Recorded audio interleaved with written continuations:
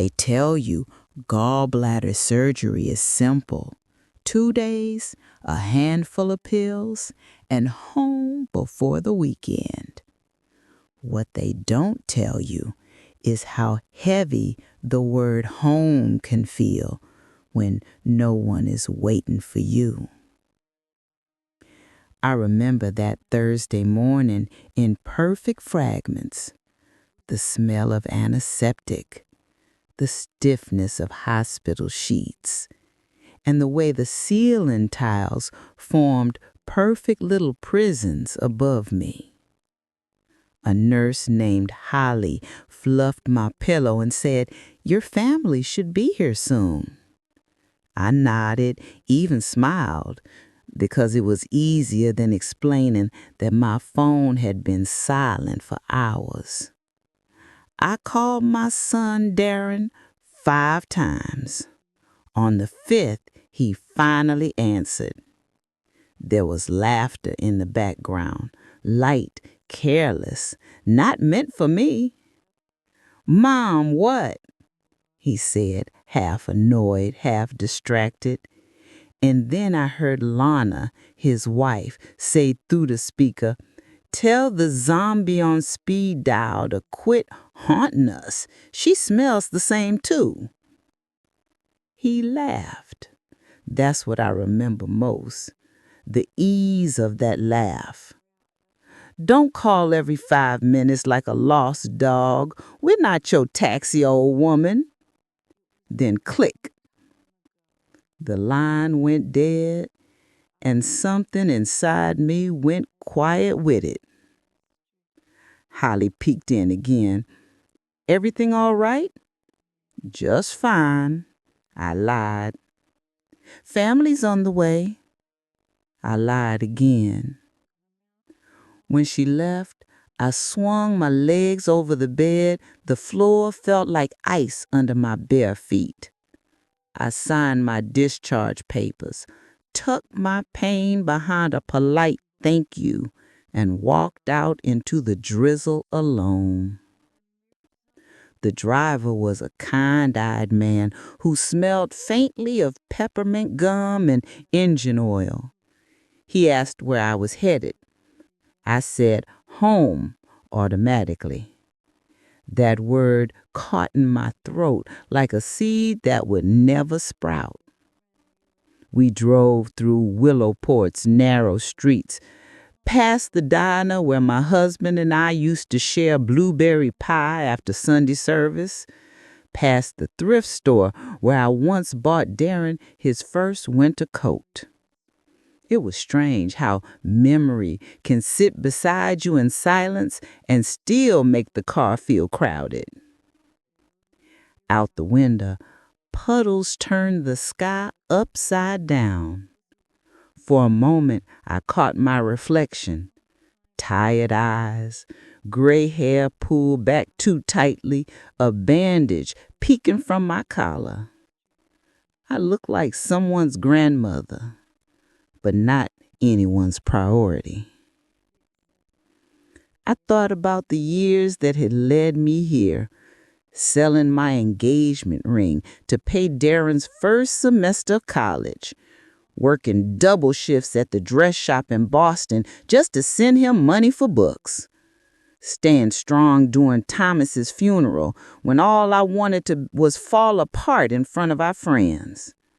If you still listening right now, you probably know that kind of love, the kind that empties you a little more each time and calls it duty. I told myself it had been worth it. But as the taxi turned onto Maple Hollow Road, worth suddenly felt like the wrong word. "Here we are," the driver said, easing to the curb. The house looked the same and entirely different. Same peeling porch railings, same maple tree still dropping its gold. But the mailbox had new paint, new letters, D and L Marsh. My name was gone.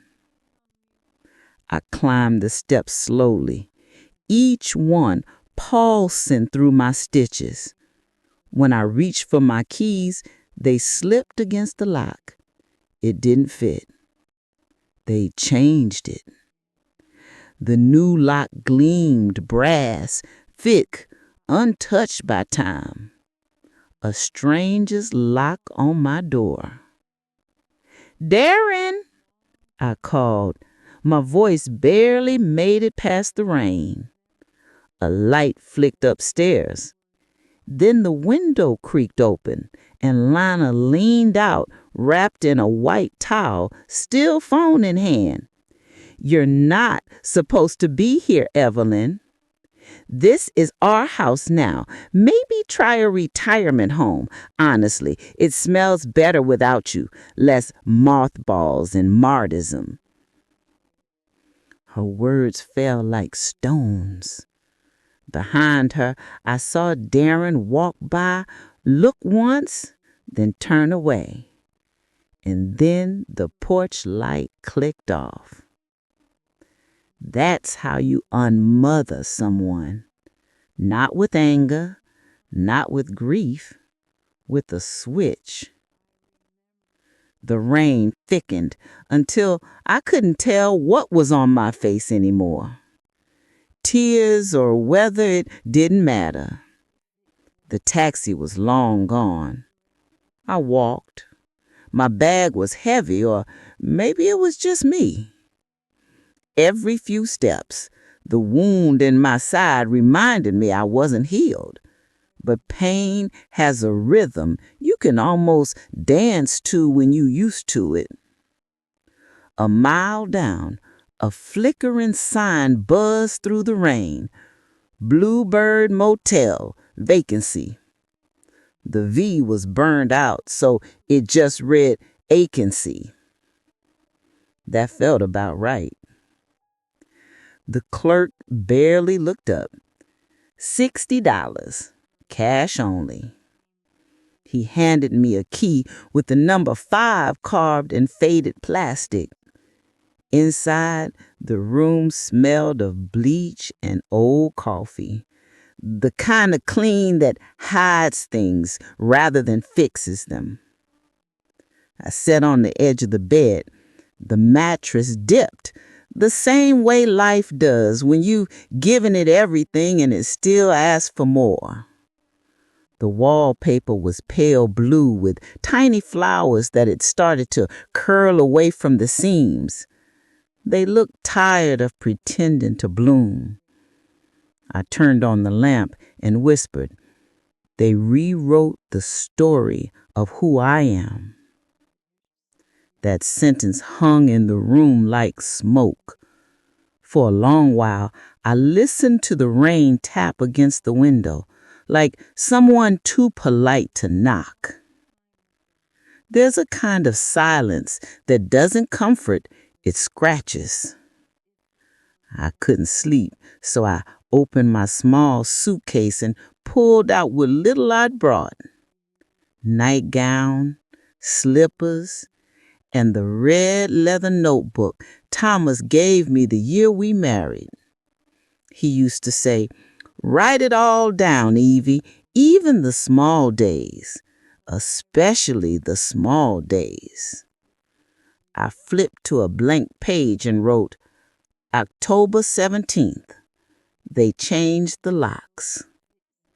Below that, I added, "When silence becomes survival, record everything." It wasn't bitterness. It was self-defense. You see, I once owned a dress shop in Boston, Evelyn's Dressings. 30 years of satin and thread, measuring joy and mending heartbreaks. When the last stitch was sewn, people said I had magic in my hands. Now those same hands tremble trying to open a pill bottle. Still, memory is muscle, and mine wasn't done working. Around midnight, I remembered something Thomas told me near the end. He'd been fading for months, voice thin as paper. He said, "Keep the land in your name. If something happens, protect yourself.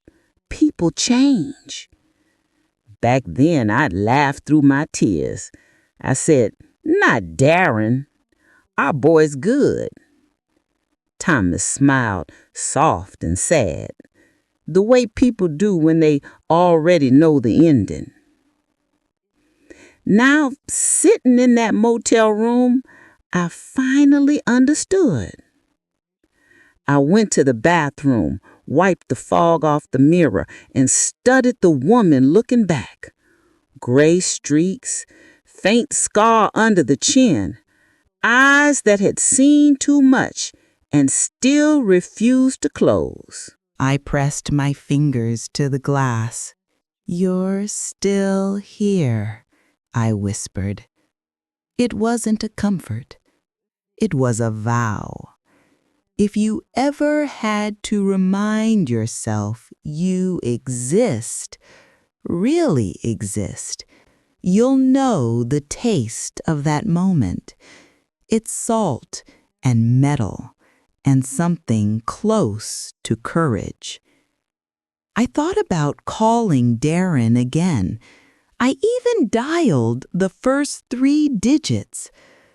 Then I stopped, because forgiveness shouldn't be the first word out of a wounded mouth. Sometimes the kindest thing you can give someone is the sound of your silence. So instead, I opened the notebook again and wrote another line. Tomorrow, I start remembering out loud. The motel had one of those tiny tea light candles left over from someone else's romance. I lit it, watched the flame struggle, then steady itself. A small, stubborn light in a place that had forgotten warmth. Maybe that's what I was meant to be. Not the kind of light that dazzles, but the kind that refuses to go out. If you're still listening, I want you to think about something. When was the last time you heard someone's story and really listened? Not just with your ears, but with the part of you that still remembers how it feels to be unseen. If this story finds you tonight, then maybe that's not an accident. Maybe you were meant to remember that kindness has a spine, and that silence, when chosen, is power. Tomorrow, I'll drive back to town. I'll open an old drawer, and inside, I'll find something that will change everything. But that's for tomorrow. Tonight, there's only this: a woman, a motel, and a candle that refuses to die. Morning finds its way into motel rooms like a polite stranger, knocking through thin curtains, bringing coffee breath and the promise of decisions. I woke to a stripe of light across the bedspread and the quiet ache of stitches asking me to be careful. My phone lay face down on the nightstand. No messages, no missed calls, just a silent little slab of proof. I poured motel coffee into a foam cup. It tasted like apology, thin, hot, not enough. I held it anyway. Some comforts are more about the holding than the taste. On the second sip, the night before returned. Rain, brass lock, porch light going dark, and I felt the smallest spark inside me flare again. It wasn't anger. Anger burns bright and quick. This was steadier, like embers that remember how to be flame. I opened my red leather notebook. October 18th. The house rejected me. Today, I start remembering out loud. The plan never arrived whole. It came like hem stitches, one small, tight decision after another, building a seam strong enough to carry weight. I wrote 3 lines under the date. 1, deed. 2, box. 3, name the help. I underlined deed twice. Thomas's voice rose up in me, papery and certain. Keep the land in your name. If something ever happens, protect yourself. People change. Back then, I'd smiled through tears and told him not to be dramatic. But grief ages you into someone who can hear instructions through time. The land was the spine of everything. The house, the rental over the back lot, and the little wedge of woods that held our winters. If the deed was where I remembered, then I still had a name stitched into the bones of that ground. I swallowed the last of the coffee and stood. The stitches tugged. I answered them with a hand on my side and a promise. We do this slow. The Bluebird Motel kept a clipboard of phone numbers at the desk. Plumbers, pizza, taxis. I called the rental place, and an hour later they brought around a sun-bleached 2010 Camry with a missing hubcap and a saint's patience. The driver helped me ease into the seat. You sure you're good to drive, ma'am? He asked, concerned. I'm sure, I said. I'm going someplace that knows my name. Willowport slid by at a soft idle, the bakery with its chalkboard letters, the nautical supply shop with faded rope in the window, the bar that opened too early for the wrong reasons. The sky was a shy blue, undecided. I rolled past the street where I had taught myself to drive stick, past the pier where Thomas had held my hand for the first time, a nervous laugh caught in his throat like a bird he didn't want to scare. Memory is a town you can keep circling until you decide to take an exit. I turned into the gravel lane of Aunt May's storage. 10 narrow units, each door the color of a tired robin's egg. Unit C7. Our old things and my old self stacked in the dark. The air smelled like paper and dust and a little like time itself. I found the cedar chest under a box of Christmas lights and 2 folding chairs that still remembered our backyard barbecues. The lid creaked open like a stage curtain. Inside, my wedding shoes wrapped in tissue, the first blue sweater I knit for Darren, a shoebox of postcards, and at the very bottom, inside a plastic sleeve, the folder I had been hoping not to need. Cream-colored, tab labeled in my own slanted hand. Property, Marsh. My fingers shook, but only the way you do when you recognize the weight of something. I slid out the papers, the original deed, the title insurance, a survey map, and there, an amendment notarized long ago, signature crisp in black ink. Thomas J. Marsh, April 12th, 2009. I read the clause twice, then a third time to be sure the words weren't playing dress-up.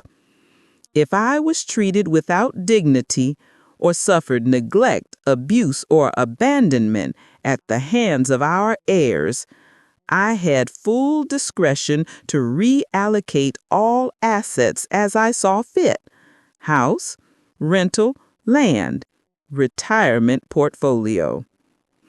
We had prepared a door I didn't know I'd need. Thank you, I said out loud, to Thomas, to the woman I once was who kept careful files, to whoever invented good paper that survived bad years. I tucked the folder into my bag and pressed the cedar lid shut. The storage door rolled down with the finality of a decision. I should have eaten at the bakery, soup and a roll, but I didn't feel like being recognized by bread. Instead, I drove to the edge of town where the lake held a shy olive green mirror to the sky. I parked under a pine and divided a granola bar into careful bites. The Camry's clock blinked 12:03.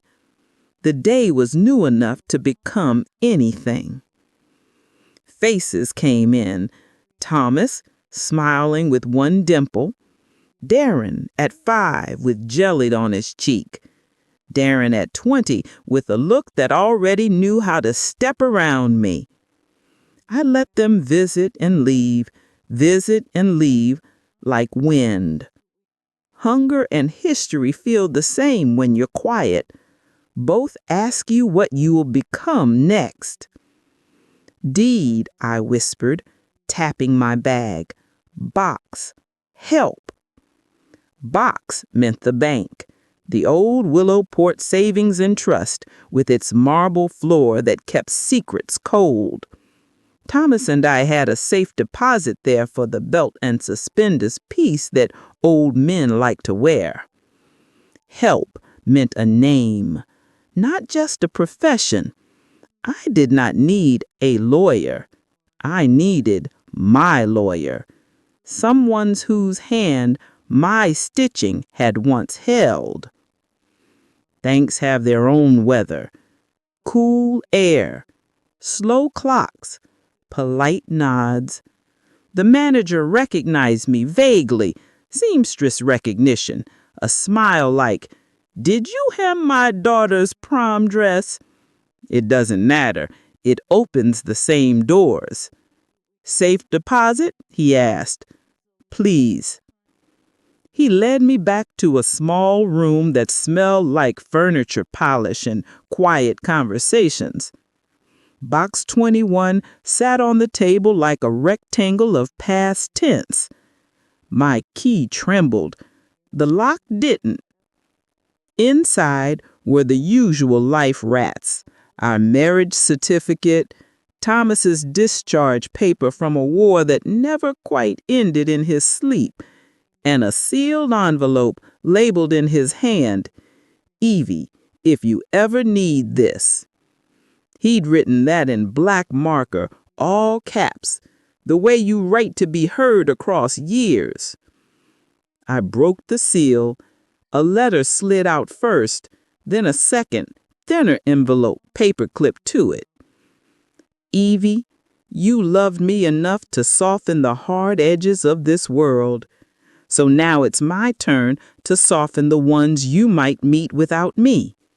If anyone, even ours, treats you like furniture that can be moved out of the way, remember the house stands because you held it up. Use what we built to build yourself a safer room." Under the letter, a second notarized amendment mirroring the one I found in the cedar chest, signed and stamped, belt and suspenders, Thomas style. I smiled without meaning to. Sometimes love is a loop you don't see until it catches you from falling. I closed the box and handed it back. The manager nodded, courteous, unaware he'd just witnessed a woman picking up her own name. Back in the car, I scrolled through contacts that read like a museum of old seasons. Choir, bakery, doctor, Diane from spinning class. I needed a name that felt like a doorknob in my palm. And there she was, Nora Valdez.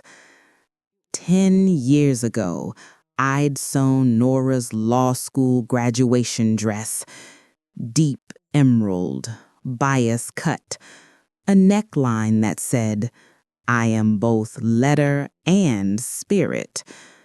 She'd insisted on paying.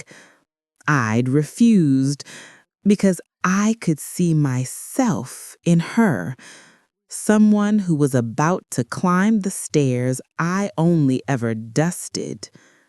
She cried when she left. I saved the card she sent after she passed the bar. I pressed call. "Nora Valdez," she answered. Her voice carried the snap of someone who knows where the bones go. "Nora, it's Evelyn Marsh from Willowport. Your green dress." Silence for a heartbeat, then laughter warm enough to become soup. "Ah, Nora, don't tell me. You kept the hem so perfect it still hangs right?"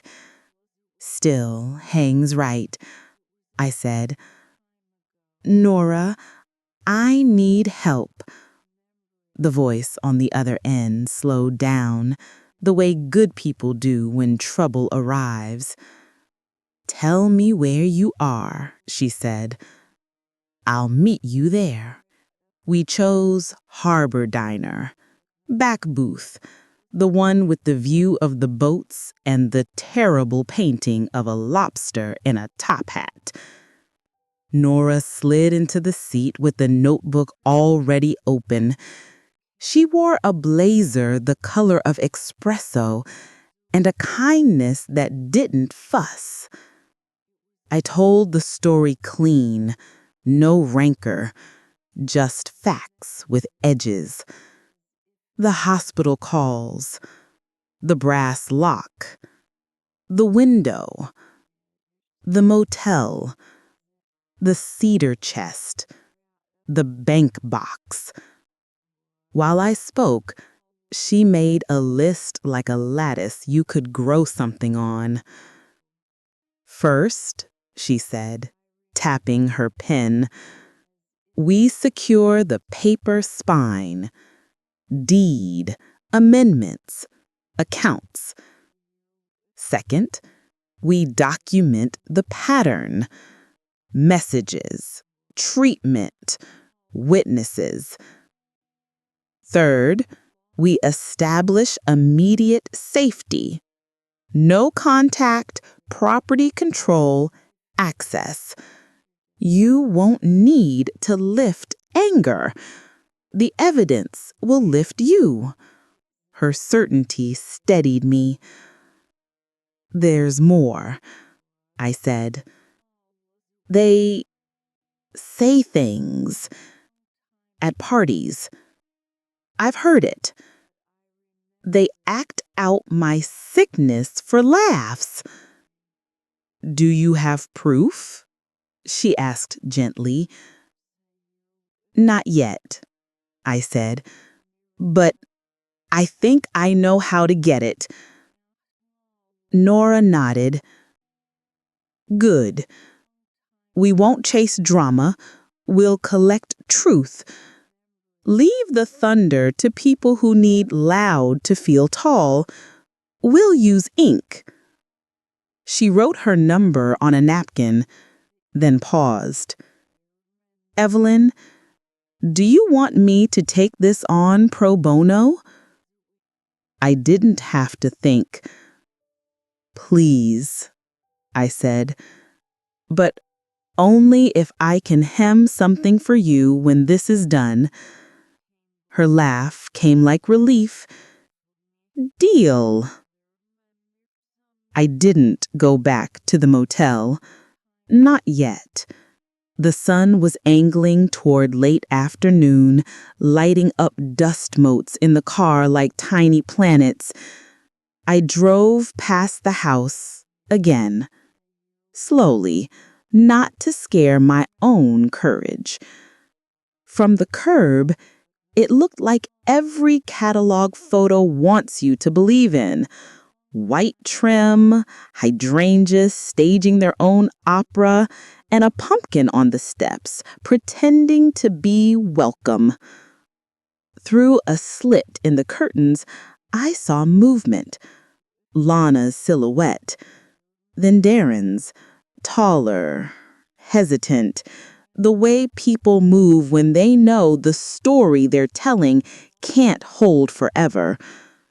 I parked 2 streets over and walked the longer way back, avoiding the front, like you do when you're not ready to look your former life in the eye. The old back gate still stuck halfway. I lifted, nudged, and made it whisper open. The maple dropped 2 leaves on my shoulder, like blessings that didn't need permission. I stood by the kitchen window, the same window I used to lean on while cooling pies, the same window that used to steam with pasta nights and teenage laughter. Inside, the hallway was empty. Light pooled on the floor where my rug used to be. The house looked like a photograph of itself.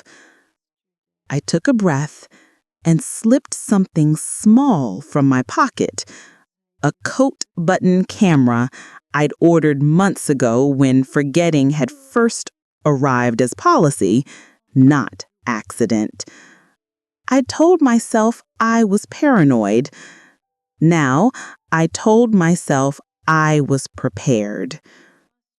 I pressed the adhesive to the wall inside the narrow hall just beyond the mudroom. Waist high, innocuous, the same off-white as the paint. I listened for footsteps. None.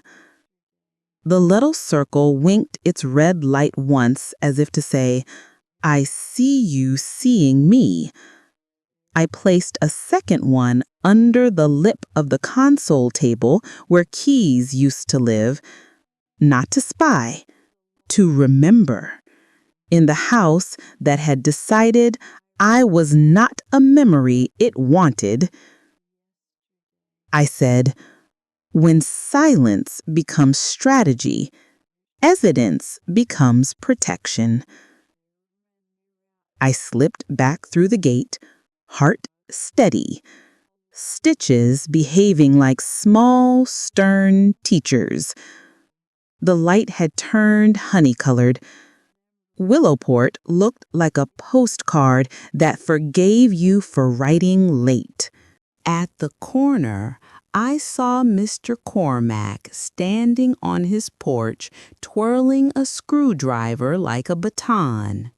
He'd lived across from us since the year Darren learned to ride a bike. He raised his hand. I almost kept walking. Pride is the last coat you learn to take off, but I stopped. "Miss Marsh," he called, "I saw you come by. You all right?"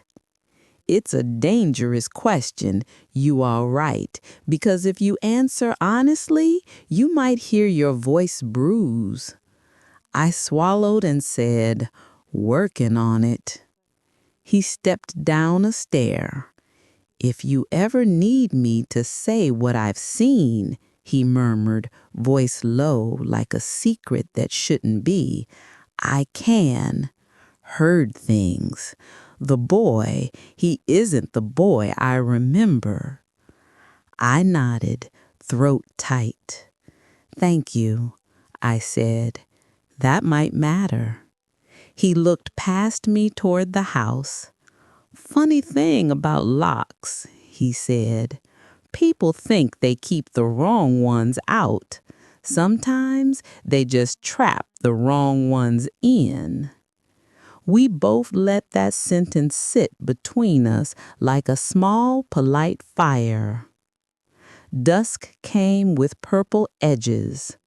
I drove back to the motel, keyed into room 5, and set my bag on the desk the way you set down a day you'll need to pick up again tomorrow. I rummaged for the notebook and wrote, gathered, deed, amendment, bank letter, Nora. Set, 2 hall eyes. Next, patience. I added one more line underneath, printing each letter carefully. I am not erased. I am rewritten, and now the ink is mine. The candle from last night sat on the windowsill, unassuming. I lit it again. It took less effort this time. Sometimes that's how light behaves once it recognizes your face. If you're still with me, thank you. It tells me you believe what I believe, that dignity doesn't vanish when doors close. It sits on a motel desk and waits for your hands to come back for it. Tomorrow will bring proof. I don't need them to perform their cruelty. I just need them to be themselves when no one is looking. And I will be looking, quietly, lawfully, steadily, until truth measures itself and finds me taller than they remembered. I turned off the lamp. The candle stub glowed, a stubborn little moon in its own sky.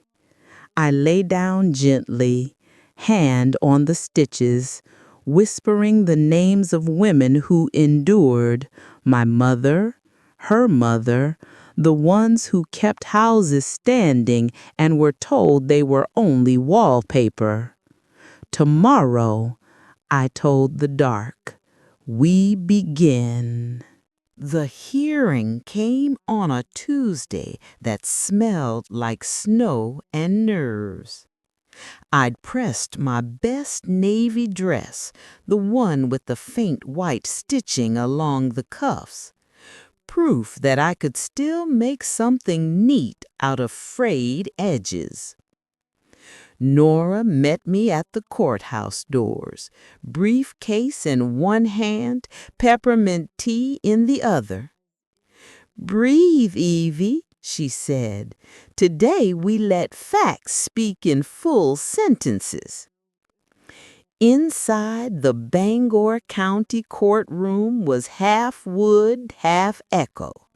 The judge was a woman about my age with reading glasses on a silver chain. A bailiff called the case. The words Marsh versus Marsh sounded like family trees cracking. Across the aisle sat Darren and Lana. He stared at the table. She stared at me with the kind of smile people use when they're already losing and don't know which mask still fits. When it was my turn, I walked to the stand, right hand raised. The oath felt less like ceremony and more like punctuation. At last, a full stop after years of ellipses. Nora began gently. "Mrs. Marsh, can you describe the events following your hospital discharge?" I told them, softly, steadily, about the phone calls unanswered, the brass lock gleaming like a stranger, the motel light blinking vacancy. I didn't embellish. Truth doesn't need costume jewelry. Then Nora played the video. Laughter burst from the speakers. Belle's imitation of my voice twisted through the room. A few people gasped. One woman in the back covered her mouth. The judge's eyes tightened, but she said nothing until the clip ended. "Mrs. Marsh," she asked, "how did it make you feel to see this?" "Like a ghost watching its own funeral, but ghosts don't bleed." I did. The words landed. You could hear them settle into the oak benches. Nora showed the deeds, the amendments, Thomas's letter. The clause about dignity echoed through the room like scripture rediscovered.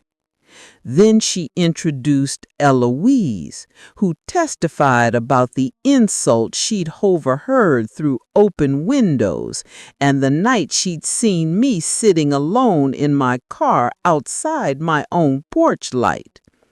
When the defense rose, their lawyer tried the oldest trick, doubt dressed as concern. "Mrs. Marsh, isn't it possible you misunderstood? Families argue, maybe—" "Sir," I interrupted, voice steady. "Families argue inside the house. They don't change the locks." The courtroom went still.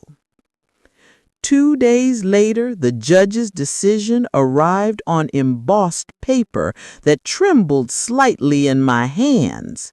She ruled in my favor, finding both respondents guilty of neglect and emotional abuse.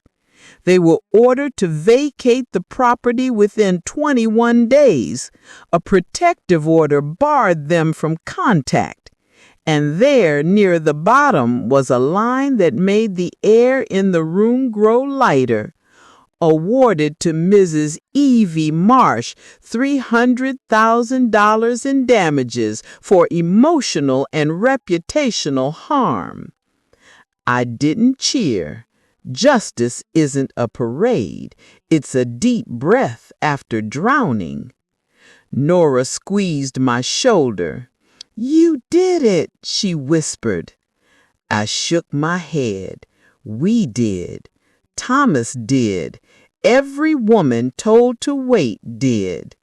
Across the room, Lana fainted with drama worthy of her Halloween act. Darren caught her halfway, the same way he once caught baseballs in our backyard. He didn't look at me. 3 weeks later, I stood in the yard as movers carried their boxes to a van. They avoided my eyes. Guilt has poor posture. When the last box closed, Darren turned.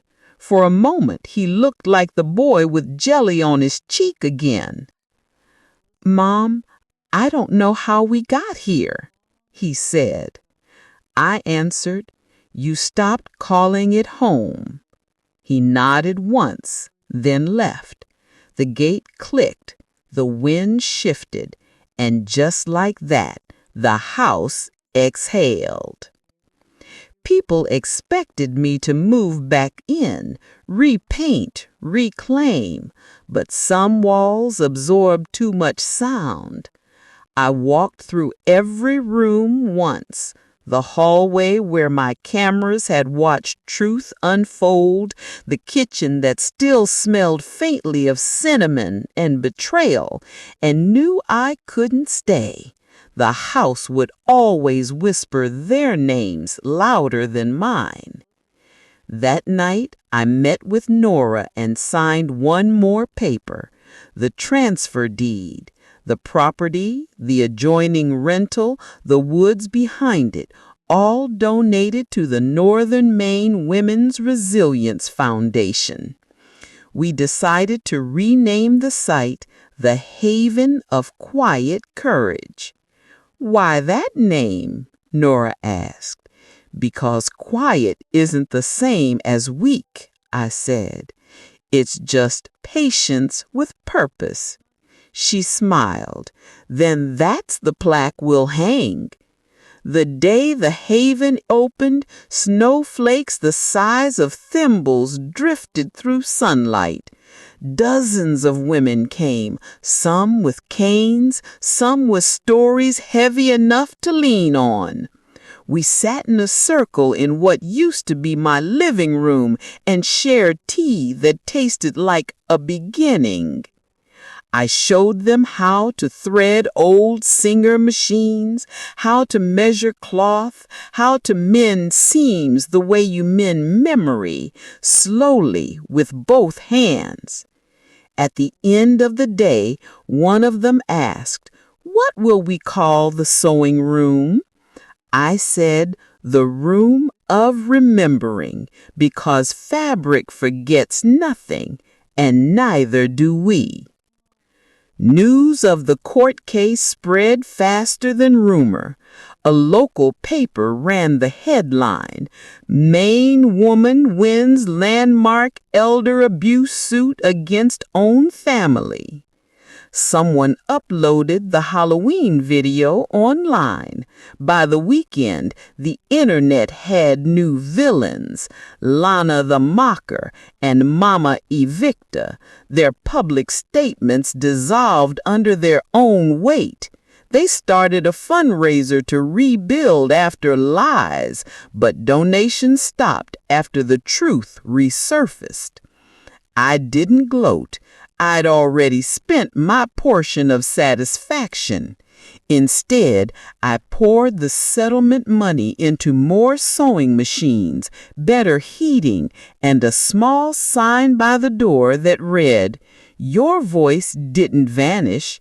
It was just waiting for the right room."